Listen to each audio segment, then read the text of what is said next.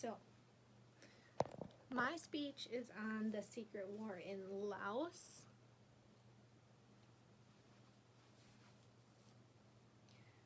So, last semester I took a Intro to Diversities class, which taught me about biases and how to correct my own biases, and learned that biases are normal and natural and everybody has them. And the secret war in Laos is a war that happened during the Vietnam War, and it was basically a one-sided war that the U.S. took place in. And Laos is actually east of Vietnam, and although the U.S. has made mistakes, I think that we need to address our mistakes and put them in our history books so that we don't ever repeat them. So, like I said before, this was a one-sided war. Laos didn't really fight us back. It was from 1964 to 1973. About 2 million tons of bombs and guns were dropped in Laos. During that time, about 580,000 bombs were dropped only specifically in Laos. This was during the height of the Vietnam War because the U.S. was afraid of communism. Now, this sounds really bad. This was actually the war in Laos was the largest paramilitary operation ever undertaken by the CIA. And this was in a time where the CIA didn't have to report to anybody.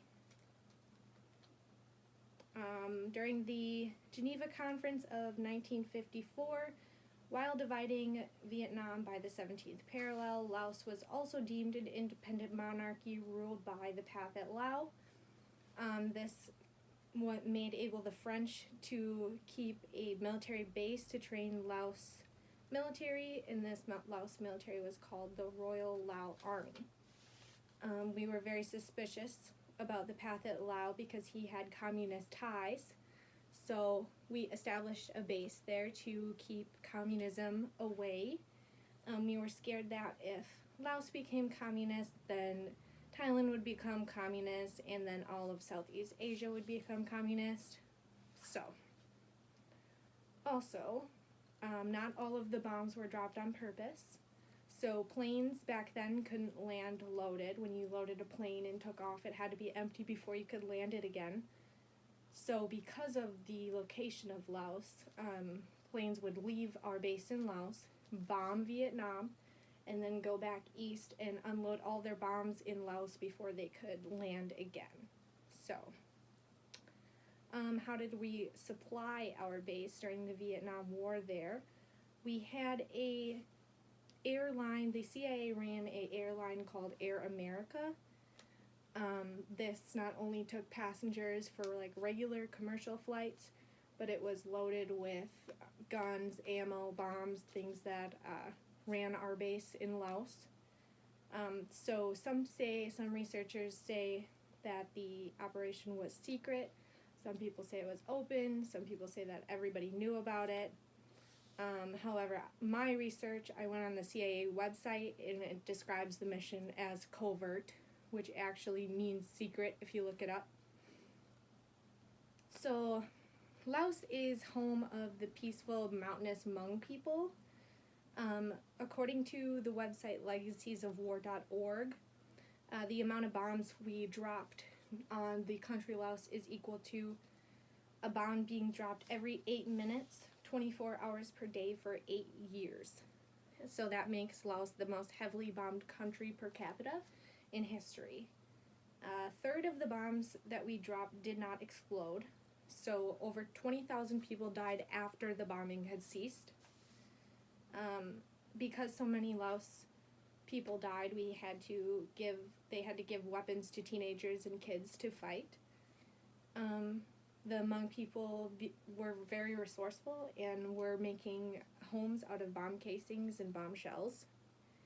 According to HmongCulture.net, the first group of refugees was about 25,000 people, and they went to Thailand in May of 1975 because of the bombings. This consisted of mostly soldiers and families. According to migrationpolicy.org, because of our involvement in the Laos War, 90% of the Hmong refugees now reside here in the United States. As far as current damage, over 270 million cluster bombs were dropped on Laos during the Vietnam War. Up to 80 million of them did not detonate to this day. 40 years later, less than 1% of the bombs were destroyed or cleaned up. The rest are askew across the country still. In just 10 days of bombing Laos, the U.S. spent $130 million in bombs. The Hmong children today and after the bombing had ceased were taught nursery rhymes for kids to pick up if they see a bomb bead, to get a parent. Don't touch the bomb beads, things like that, just little nursery rhymes. And so I know the stats are frightening. Not many people know about this secret war during the Vietnam War.